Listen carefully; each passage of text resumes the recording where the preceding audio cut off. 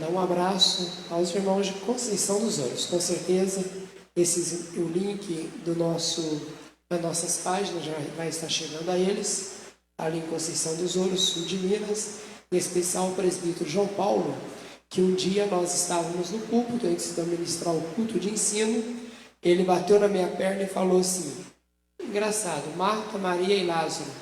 Pastor, por que Jesus não estava lá? Então nós vamos hoje ministrar um tema, justamente, ainda que o texto responde, justamente por que Jesus não estava lá. Este é o tema desta oportunidade. João capítulo 11, vamos ler o versículo de número 21, que escrito está: disse, pois, Marta a Jesus: Senhor, se tu estivesse aqui, meu irmão não teria morrido. Versículo 32. Tendo, pois, Maria chegado onde Jesus estava, vendo-o, lançou-se aos seus pés, dizendo-lhe: Senhor, se tu estivesse aqui, meu irmão não teria morrido. Podeis tomar vosso assento, se quiser ou puder permanecer com a Bíblia aberta. Amados e queridos irmãos e irmãs em Cristo, o versículos que ora lemos é de um texto muito conhecido de todos nós, de todos aqueles que têm uma aproximação da Sagrada Escritura. Um texto, uma narrativa muito falada, pregada e cantado também, é um dos feitos que Jesus realizaram no seu ministério terreno. Aqui em especial traz já por epígrafe, que é o sentido do texto, a ressurreição de Lázaro. É muito interessante, importante também nós identificarmos e notar, toda vez que Jesus ele faz milagre na Bíblia Sagrada, diferente que muitos buscam hoje, Jesus nunca fazia e nunca faz nada aleatoriamente ou nada sem propósito. Toda vez que Jesus operava algo, ou ele ensinava alguma coisa, verdades espirituais antes ou após a operação. E esse texto não é diferente, é o que também nós vamos aqui identificar na medida que fazemos aqui a exposição do mesmo. Nós encontramos já na abertura aqui do texto o personagem e a localidade aonde o texto está girando. E aí a pergunta é justamente esta: por que Jesus não estava lá? Lembrando que tanto Marta quanto Maria chegaram a indagar: Senhor, se tu estivesse aqui, meu irmão não teria morrido. Observa que ela está dando uma declaração e uma afirmação, compreendendo que a presença de Jesus no lar delas, ou na situação da enfermidade, ou quem sabe, como em versículos anteriores, quando Jesus recebe a mensagem, se Jesus então estivesse chegado a tempo, seu irmão, no caso Lázaro, não teria morrido. É bem verdade que Deus ele sempre nos ensina algo para a nossa edificação, para o nosso fortalecimento, para a nossa orientação e para a nossa edificação. Então, o que Jesus ele pode e ele vai nos ensinar dentro desse texto, a razão dele não estar lá? A primeira questão que nós observamos está justamente nos primeiros versículos, que diz que um certo Lázaro, ele estava enfermo. Mas interessante que quando a enfermidade chega na vida deste homem, os versículos continuam dizendo a respeito do amor que Jesus tinha para com aquela família.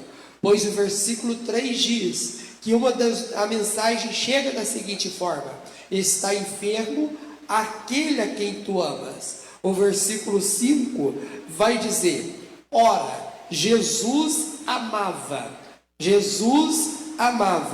Marta e a sua irmã e a Lázaro. Quando continuarmos o texto, os próprios daquela aldeia, quando Jesus estava diante do sepulcro, ou eles vão dizer: olha, veja, quando Jesus primeiro se emocionou, eles vão dizer: veja como ele o amava. Veja como ele o amava. No versículo 36, os próprios vizinhos identificou que Jesus o amava. Então a primeira lição que nós podemos aprender, a razão que Jesus não estava lá, é compreender que mesmo sendo amigo de Jesus, mesmo tendo o amor de Cristo em nosso favor, e esse amor é fato, como já foi lido aqui Isaías 43, no seu versículo de número 2, esse amor é fato, também como está registrado em João capítulo 3, no versículo 16, que Deus amou o mundo de tal maneira. O apóstolo João, na sua epístola, ele diz não que nós o amamos, mas ele nos amou primeiro. O amor de Deus é uma realidade, até porque quando falamos do amor de Deus, estamos falando algo relacionado à sua própria natureza, à sua própria essência, como está registrado em 1 João, no capítulo de número 4, no versículo 8, que diz que Deus é amor. Eu sinto amor, eu tenho amor, mas a essência de Deus é amor, e o amor de Deus também é o amor incondicional, isto é, ele não põe condição para amar a ninguém, ele simplesmente ama na totalidade do seu ser. E é tão interessante que Marta e Maria e Lázaro desfrutavam do ministério de Cristo, de uma vivência, de uma comunhão, de uma amizade. Era notório o amor que Jesus tinha por aquela família, mas mesmo assim, esse amor, essa amizade não isentou deles passarem por dificuldade, de a enfermidade e também a morte entrar na sua casa. E isso já quebra alguns conceitos de alguns anos para cá. Alguns evangelistas ou pseudos evangelistas pregoando: vem para Cristo que os teus problemas acabaram, ou até mesmo pessoas que vieram com essa ideia, achando que agora, sendo cristão, confessando a Cristo, já não passará mais por nenhum tipo de turbulência, nenhum tipo de tribulação, nenhum tipo de angústia, porque Deus o ama, Deus está com ele. Então Jesus, não estando lá, vai ensinar aquela família que eles não estão privados de passar por dificuldade, e isto fica uma lição para nós outros, porque Cristo ele até permite, pois as lutas faz parte do contexto da vida. Jesus vai dizer em João capítulo 16, no seu versículo de número 33, que no mundo tereis aflição, mas tende bom ânimo. A palavra do Senhor através do apóstolo Paulo em Romanos no capítulo 8, a partir do versículos 31, nós vamos encontrar Paulo falando: quem nos separará do amor de Deus? Olha, do amor de Deus. E ele vai trazer vários tipos de dificuldade, vários tipos de luta, vários tipos de prova. Ele vai falar de ordem espiritual, nem a potestade, nem os principados. Ele vai falar de ordem materiais, nem mesmo a falta de veste, nem mesmo a fome, isto é, falta de alimentação.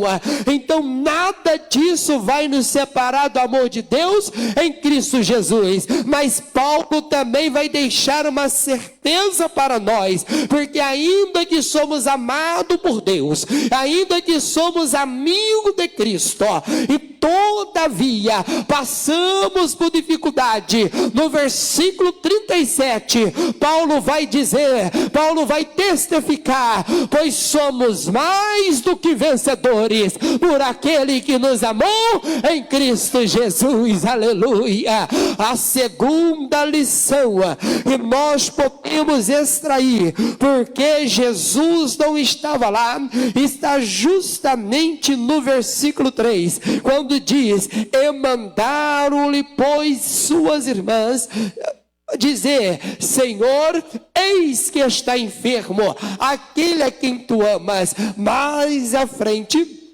Diz o texto que Jesus ainda ficou 2 dias no mesmo lugar. Pastor, qual foi a lição? Jesus está ensinando: eu vou operar, eu vou realizar algo sobrenatural, mas tem um porém: eu vou operar na minha hora, eu vou operar na minha vontade, eu vou operar no meu momento. Elas vão ter que aprender a lidar com isso. Por mais que elas sejam íntimas de Jesus e que Jesus é dentro da casa dela, a soberania ainda é de Cristo. Muitos de nós temos que entender isso, porque tem gente, irmãos, que acha que manda em Deus. Tem gente que acha que a sua integridade, que a sua fé, que a sua fidelidade lhe dá autonomia e autoridade até mesmo de exigir que Deus faça alguma coisa. Mas Jesus está ficando ali por mais 2 dias, dizendo: eu vou fazer, eu vou operar, mas vai ser na minha hora, vai ser do meu jeito. É assim que ele faz. Ele opera do jeito dele, na hora dele, no momento dele. Deixa eu ver quem está entendendo aqui nesta noite.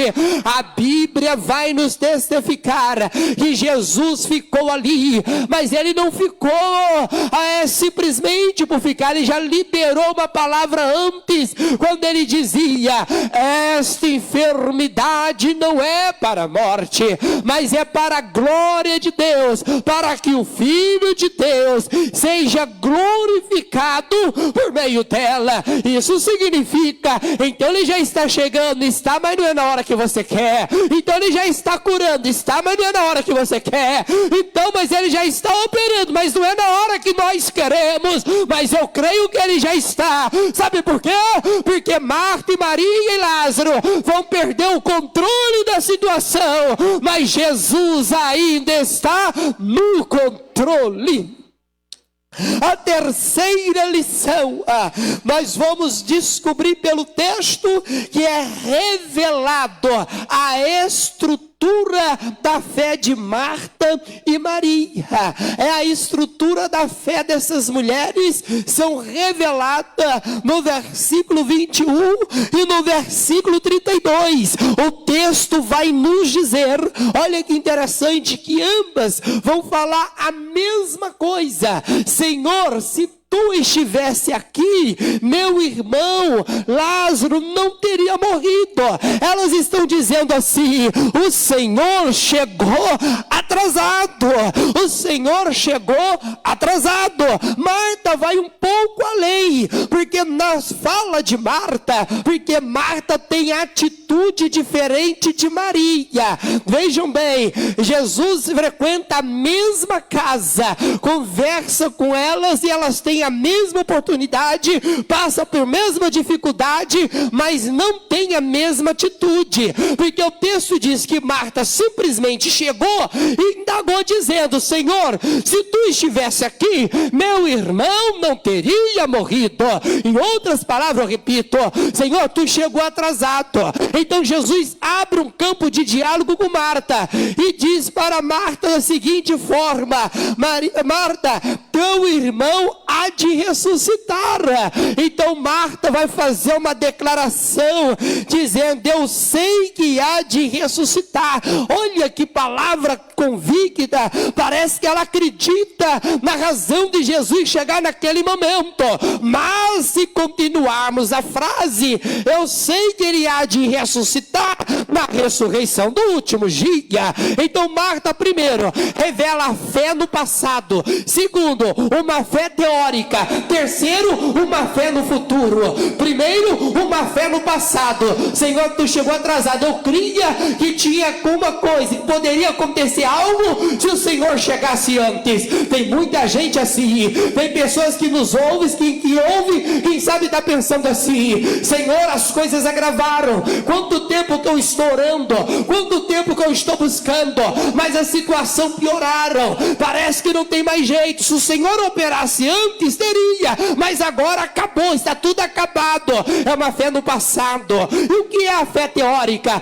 Eu sei que ele há de ressuscitar. Quando Jesus falou que ia ressuscitar, ela testificou dizendo: vai, mas não vai ser agora. Tem muita gente que até confessa que crê no milagre, tem muita gente que até confessa que crê no sobrenatural de Deus. Pregamos sobre o natural de Deus, cantamos sobre o natural de Deus, glorificamos quando ouvimos falar do sobrenatural de Deus, mas quando é pontual, quando é para nossas vidas, parece que o sobrenatural não é realidade mais, parece que não vai acontecer mais. Mas eu venho aqui como profeta de Deus para te dizer, Romanos capítulo 10, no versículo 17, que a fé vem pelo ouvir, e ouvir pela palavra de Deus. Então perceba nesta noite, ainda que o tempo tem desgastado a nossa fé, eu creio que pelo poder da palavra, pelo poder do Espírito Santo, nesta noite vai ter um avivamento de fé.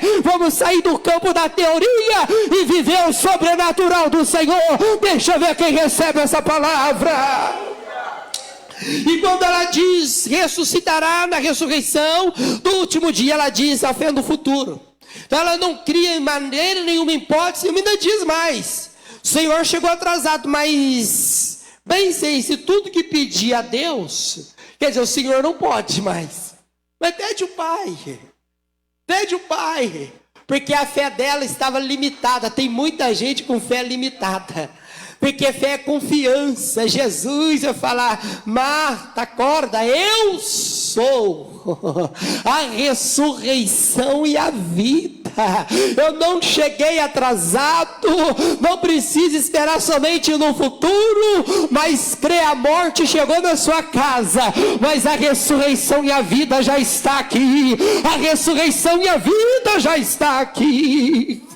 E observa que nós temos a quarta lição, que é revelar o poder de Deus. No versículo 37, aquele povo que lá viu a expressão, a emoção de Jesus, eles vão indagar ao dizer: não poderia este que abriu os olhos do cego fazer que o tal também não morresse? Eles estão perguntando.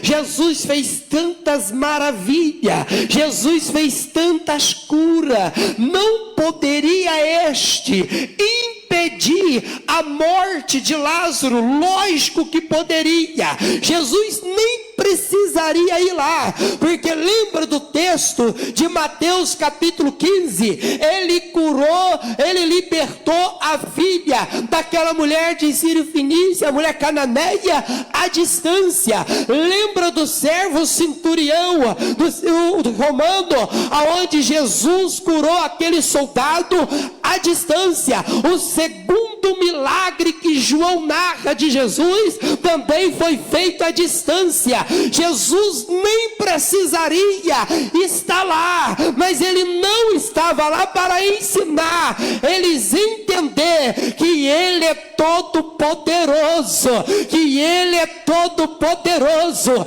Vou repetir, Jesus não estava lá e deixou agravar. Na ótica humana está tudo acabado, na ótica humana já não tem mais jeito. Quem sabe você que nos ouve, olha para o teu casamento, olha para os teus filhos, olha para a tua saúde e fala: olha, pastor, está tudo acabado.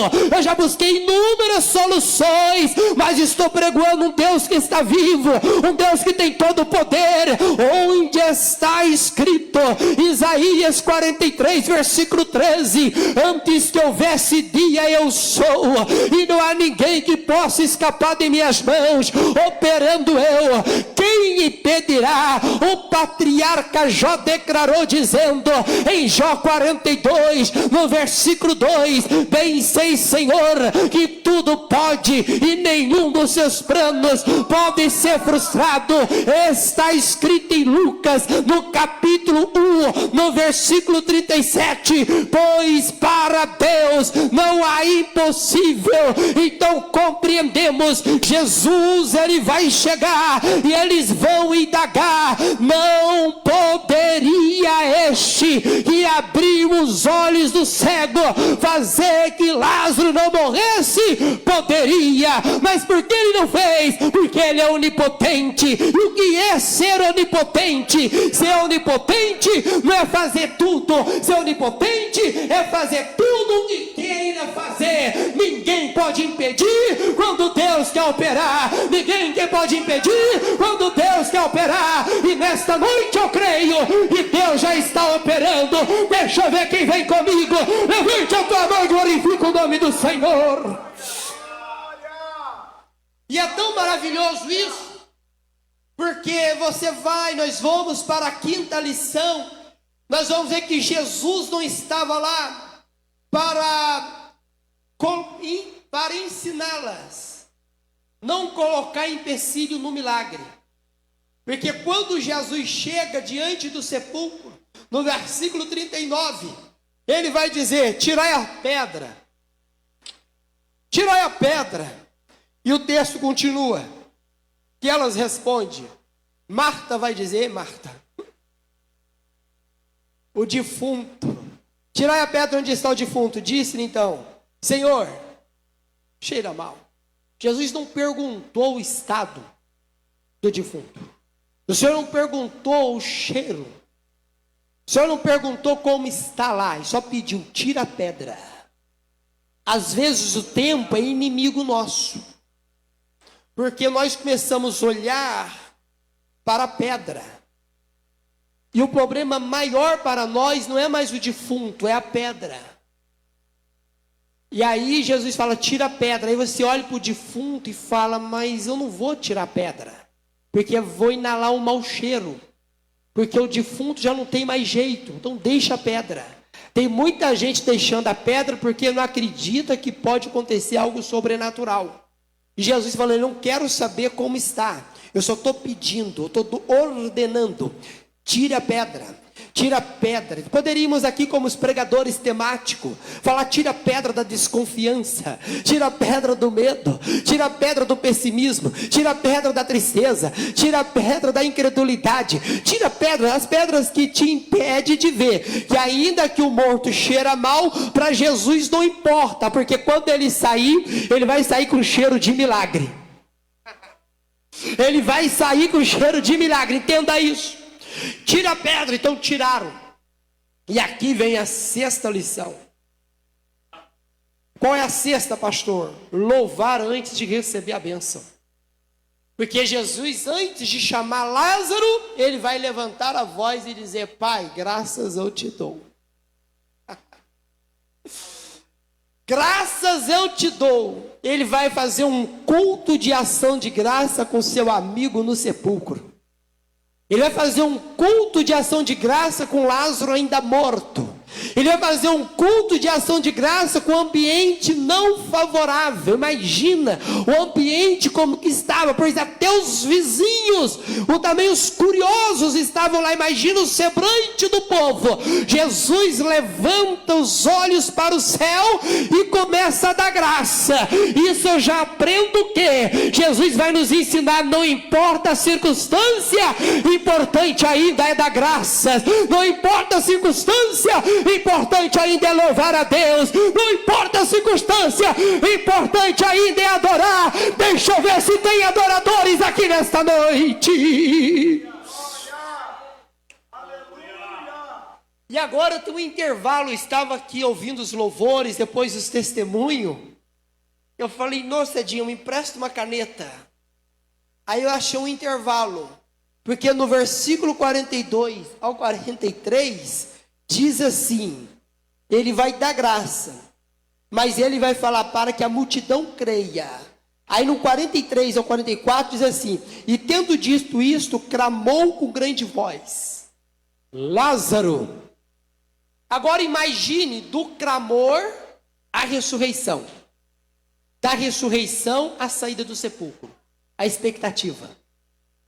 Nem todos criam, nem todos estavam vendo. Pega essa visão. Nem todos estavam vendo, na verdade ninguém. estava vendo o que estava acontecendo dentro do sepulcro. Só ouviram a voz de Jesus: Lázaro. Quem sabe alguém poderia dizer: ele está doido. Ele está chamando um rapaz que já está 4 dias sepultado. Ele está chamando um rapaz que, segundo alguns estudiosos, diz que aquela caverna, que é o modelo do sepulcro, tinha alguns degraus. E além disso, ele estava enfaixado. Esse cara está doido. Imagine nesse intervalo o que não passou no coração de Marta e de Maria. Já tiraram a pedra. Já ouviu a voz de declaração de milagre: Lázaro! Jesus não falou defunto, porque ele não está chamando morto, mas está chamando aquele que estava morto, porque até os mortos ouvem a voz do Senhor: Lázaro! Então há um intervalo. Enquanto Lázaro não sai, vai ter expectativa, alguns vão ter dúvida, alguém pode até murmurar, mas aquele que crê fica na confiança, fica na esperança. Então fique atento, porque a voz de Jesus já foi liberada em teu favor.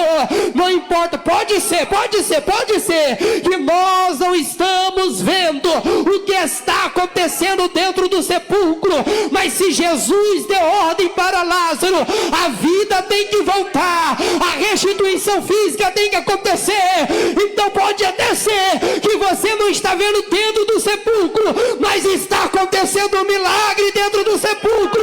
Deixa eu ver quem pega essa palavra nesta noite. Está acontecendo um milagre dentro do sepulcro, fora da vista de todos. E Lázaro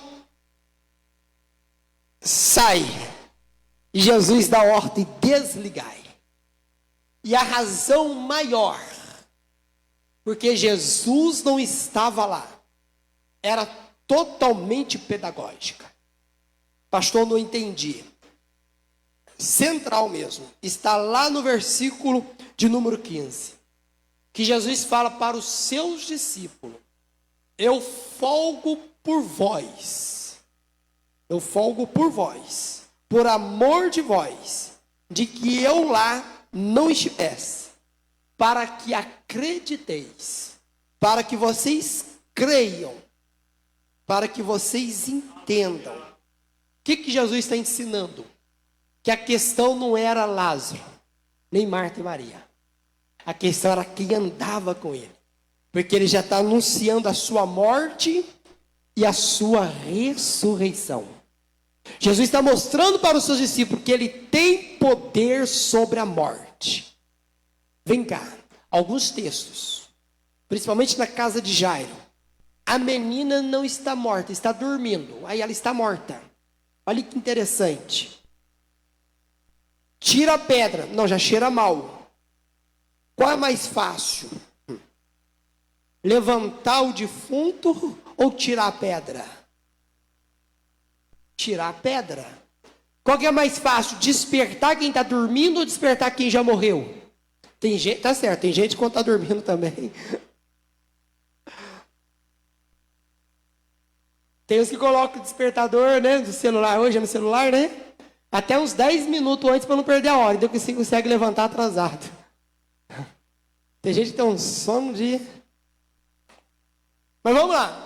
Mas o fato é muito mais fácil, só jogar um pouquinho de água gelada, né? Quem levanta. Então é muito mais fácil levantar ou despertar quem está dormindo do que está morto. Então Jesus está respondendo também no versículo 4. Essa enfermidade não é para a morte, mas ele morreu. Ele foi sepultado. Mas o que Jesus está? Ele errou? Não. Ele está dizendo: essa enfermidade não é para a morte, mas é para a glória de Deus, para que o Filho de Deus seja glorificado. Em outras palavras, a morte não vai sobressair, a glória da morte não vai prevalecer sobre essa enfermidade, porque ela vai vir até aqui, vírgula, mas no final vai ser diferente. Eu poderia curar a distância, eu poderia curar indo lá, eu poderia chegar no primeiro, no segundo, no terceiro dia e ressuscitar ele, mas eu quis chegar no quarto dia para mostrar que eu não somente curo, mas eu também ressuscito. Eu não estou limitado limitado a nenhum tipo de dificuldade. Eu estou limitado, você está limitado,